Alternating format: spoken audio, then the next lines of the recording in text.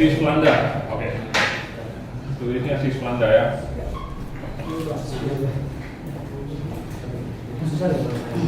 Baik, saya ucapkan selamat pagi kepada Bapak Ibu, saudara-saudara yang saya kasih dalam Yesus Kristus. Selamat pagi. Gimana kabarnya pada pagi hari ini? Puji Tuhan, baik ibadah kita sangat bersyukur sehingga kita bisa berkumpul di tempat ini. Dan Bapak Ibu, yang menjadi pembahasan kita pada hari ini adalah Yesus Kristus satu-satunya juru selamat. Berbicara mengenai keselamatan ini sudah tidak asing lagi kita lihat. Bahkan orang-orang yang ada di luar sana juga percaya keselamatan. Tetapi keselamatan yang seperti apa? Ini yang menjadi pertanyaan bagi kita. Dan untuk itu, kita yang ada di tempat ini, kita akan belajar keselamatan yang sesuai dengan Alkitab. Untuk itu, kita akan menarik semua garis. Dan terlebih dahulu saya akan membuat judul Jalan Keselamatan yang dia mungkin kurang jelas ya bisa. Oke, saya akan menarik semua garis. Ini kita akan belajar bagaimana perjalanan kehidupan manusia dari zaman perjanjian lama sampai kekekalan nanti. Dan untuk itu kita akan memulai dari penciptaan. Kenapa kita memulai dari penciptaan? Karena Allah adalah Maha Pencipta. Untuk itu kita memulai dari penciptaan. Bapak Ibu yang saya kasih dalam nama Yesus Kristus, pada awal penciptaan Allah menciptakan manusia. Ya walaupun sebelum manusia diciptakan sudah ada ciptaan yang lain seperti mereka. Dan untuk itu kita akan fokus pada penciptaan manusia. Bapak Ibu yang menjadi pertanyaannya, kenapa manusia diciptakan pada hari yang ke-6? Kenapa bukan hari yang pertama? Karena kalau pada hari yang pertama manusia akan mati. Karena masih belum ada di situ kehidupan, seperti tumbuh-tumbuhan masih belum ada. Makanya karena Allah adalah Maha segalanya, Dia tahu yang terbaik buat anak-anaknya, makanya Dia menciptakan manusia pada hari yang ke-6. Karena pada hari ke-6 semua tumbuhan sudah ada dan manusia bisa hidup. Kalau misalnya manusia diciptakan pada hari yang pertama, manusia akan mati, tidak ada kehidupan lagi. Setelah Allah menciptakan manusia, Allah menempatkan mereka di Taman Eden. Allah menempatkan mereka di Taman Eden. Kalau kita lihat di Kejadian pasal 2 ayat 16 sampai 17, setelah Allah menempatkan mereka di Taman Eden, Allah memberikan mereka perintah, yaitu segala pohon yang ada di taman ini boleh engkau makan, tetapi ada satu pohon yang ada di taman itu engkau tidak boleh makan. Lalu kalau kita melihat bahwa Allah telah memberikan kepada manusia 3 keistimewaan, yaitu hati nurani, kehendak bebas,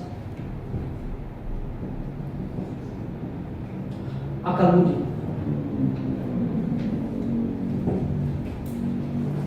Ini Allah telah berikan kepada manusia, yaitu sebagai ciptaan istimewa pada waktu itu. Karena manusia pada masa itu adalah masih kudus, ciptaan yang sangat sempurna sebelum manusia jatuh ke dalam dosa. Tetapi karena keinginan hati manusia, mereka salah menggunakan kehendak bebas mereka pada waktu itu. Mereka lebih berpihak kepada iblis, dan inilah puncak di mana manusia jatuh ke dalam dosa, karena mereka lebih percaya dengan perkataan iblis. Lalu Bapak Ibu saudara-saudara yang saya kasih dalam Tuhan Yesus Kristus, setelah manusia jatuh ke dalam dosa, maka tentu kita tahu di Roma pasal 6 ayat 3, sebab upah dosa ialah maut. Jadi satu-satunya cara yaitu dengan cara dihukumkan. Tidak ada cara lain lagi setelah manusia jatuh ke dalam dosa. Dan kalau kita lihat di Roma pasal 3 ayat 23, sebab mereka telah kehilangan kemuliaan Allah. Jadi setelah manusia jatuh ke dalam dosa, Bapak Ibu, mereka tidak dapat menghampiri Allah lagi, karena Allah adalah Maha Kudus. Jadi yang kudus dan yang tidak kudus itu tidak bisa bersatu. Artinya orang-orang berdosa tidak dapat menghampiri Allah lagi, karena Allah adalah Maha Kudus. Bapak Ibu yang saya kasih dalam Tuhan Yesus Kristus, karena Allah adalah Maha Kasih, Dia tidak mau bertentangan dengan sifat-sifatnya yang lain, karena Dia juga mengasihi manusia pada waktu itu. Maka Ia berjanji kepada manusia itu akan kirim juru selamat, dan sambil menanti juru selamatnya, Allah memberikan perintah kepada manusia, yaitu dengan membangun sebuah mezbah yang terbuat dari batu yang berbentuk meja, dan di atas mezbah ini mereka menyembelih seekor domba jantan. Berbicara mengenai domba, ini menimbulkan juru selamat akan datang nanti. Nanti kita akan bahas lebih mendalam lagi. Lalu setelah Allah memerintahkan Adam dan Hawa untuk membangun sebuah mezbah, maka disinilah puncak di mana Adam sebagai TPDK sekaligus imam, Bapak Ibu. Jadi ketika anak-anaknya ingin mencari kebenaran, maka mereka akan datang kepada ayahnya. Dan ketika anak-anaknya ingin diberkati oleh ayahnya, mereka akan datang kepada ayahnya. Inilah puncak di mana ayah adalah TPDK sekaligus imam. Bapak Ibu yang saya kasih dalam nama Tuhan Yesus Kristus, seiring berjalannya waktu setelah Taurat diturunkan, dan disinilah disahkan sebuah bangsa yang besar, di mana Allah telah berjanji kepada Abraham dari keturunannya akan mendirikan sebuah bangsa yang besar, yaitu bangsa Israel. Dan setelah Taurat diturunkan, maka yang TPDK adalah ayah dari pada awalnya, maka setelah Taurat diturunkan, maka TPDK yang ada di sini adalah bangsa Israel. Dan imam adalah dari Harun. Dan imam adalah Harun pada waktu itu.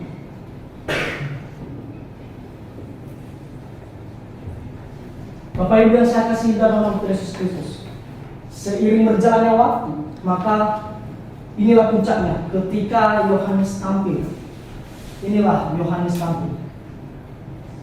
Kalau kita lihat di Yohanes pasal 1 ayat 29, di situ Yohanes menyerukan, "Lihatlah anak domba Allah yang menghapus dosa seisi dunia." Siapakah itu? Yesus Kristus. Dan janji dari Adam dan Hawa sudah eksis, yaitu di dalam Yesus Kristus. Artinya pribadi yang dijanji-janjikan itu sudah datang, yaitu Yesus Kristus. Bapak Ibu yang saya kasih, kalau kita lihat di 1 Yohanes, 1 Yohanes pasal 2 ayat 2, bahkan bukan dosa kita saja, melainkan dosa seisi dunia. Jadi Bapak Ibu yang saya kasih dalam nama Tuhan Yesus Kristus, orang-orang yang hidup di perjanjian lama, mereka percaya kepada juru selamat yang akan datang, yaitu di dalam pribadi Yesus Kristus. Dan bagaimana dengan orang-orang yang hidup di zaman setelah Yesus Kristus ada? Di zaman ini Bapak Ibu, yaitu orang yang hidup saat ini, mereka percaya kepada juru selamat yang sudah datang. Ya, mereka bertobat dan percaya kepada juru selamat yang akan datang. Simpel sekali Bapak Ibu. Tidak perlu kita harus berbuat baik. Tidak perlu kita harus banyak memberikan sembako kepada adik panti, karena perbuatan baik tidak menyelamatkan. Tetapi kita diselamatkan dengan cara beriman dan percaya kepada juru selamat yang sudah datang, Bapak Ibu. Dan untuk itu, kita yang hidup saat ini, apakah masih bisa jatuh dalam dosa? Ini yang menjadi pertanyaan. Apakah orang yang hidup saat ini masih bisa jatuh ke dalam dosa atau tidak? Dan tentu masih bisa jatuh ke dalam dosa, karena kita masih hidup dalam daging, Bapak Ibu. Jadi setelah kita hidup saat ini, kita masih bisa jatuh ke dalam dosa. Yang perlu kita perbaiki adalah posisi kita. kita harus memperbaiki posisi kita supaya posisi kita kudus di hadapan. Dan kita harus berada di dalam Yesus Kristus. Karena kalau kita lihat di Yohanes pasal 14 ayat 6, sebab Ia telah mengaruniakan anak yang tunggal, supaya setiap orang yang percaya kepadanya tidak binasa, melainkan memperoleh hidup yang kekal. Siapakah itu? Yesus Kristus. Jadi ketika kita percaya, maka kita memperoleh hidup yang kekal, itu masuk surga. Karena Yesus Kristus adalah sumber kehidupan. Ketika kita keluar dari sumber kehidupan tersebut, maka kita tidak dapat memperoleh kehidupan tersebut. Ini sangat simpel sekali, Bapak Ibu. Sangat simpel sekali. Jadi yang menjadi kesimpulannya bahwa orang-orang perjanjian lama, mereka percaya kepada juru selamat yang akan datang. Dan bukti iman mereka dengan menyembelih seekor domba sambil mengaku dosa mereka. Inilah bukti iman mereka. Dan bukti mereka percaya kepada janji Allah. Ini bukti ketaatan mereka. Dan orang yang hidup saat ini hanyalah percaya dan bertobat. Mereka hanya percaya kepada juru selamat yang sudah datang. Dan bukti iman mereka, ya mungkin mereka dibaptis dan mereka berada di jemaat lokal. Artinya mereka tetap pergi di jemaat yang lokal, jemaat yang benar, jemaat Tuhan. Jadi sangat simpel sekali. Dan habis itu Allah juga berjanji. Kalau kita lihat di 1 Tesalonika pasal 4 ayatnya yang ke-6 sampai 17, orang yang hidup saat ini akan diangkat bersama-sama dengan Allah. Inilah janji Allah kepada kita. Betapa luar biasanya janji Allah. Orang yang hidup di zaman ini, di zaman Yesus Kristus telah datang, di zaman perjanjian baru, kita akan diangkat bersama-sama menyongsong Kristus, Yesus Kristus di awal-awal. Di 1 Tesalonika pasal 4 ayatnya yang ke-16 sampai 17. Inilah janji Allah kepada kita. Jadi sangat luar biasa. Sangat luar biasa janji keselamatan tersebut. Mungkin kalau misalnya ada orang-orang lain di luar sana berkata, bagaimana kalian diselamatkan? Tetapi kalau kita tidak belajar mengenai keselamatan tersebut, maka kita pasti berkata, oh terserah Tuhan saja. Terserah Tuhan saja. Dan untuk itu kita belajar di tempat ini untuk meyakinkan iman kita, supaya bisa menjadi pegangan hidup kita. Ketika kita keluar nanti, maka kita bisa mempertanggungjawabkan. Untuk itu, Bapak Ibu, sudah terlalu jelas bahwa kita yang saat ini hidup, kita percaya kepada Juru Selamat yang sudah datang. Dan orang perjanjian lama percaya kepada Juru Selamat yang akan datang. Baik Bapak Ibu, sampai di sini saja penjelasan saya. Semoga bisa menjadi berkat bagi kita.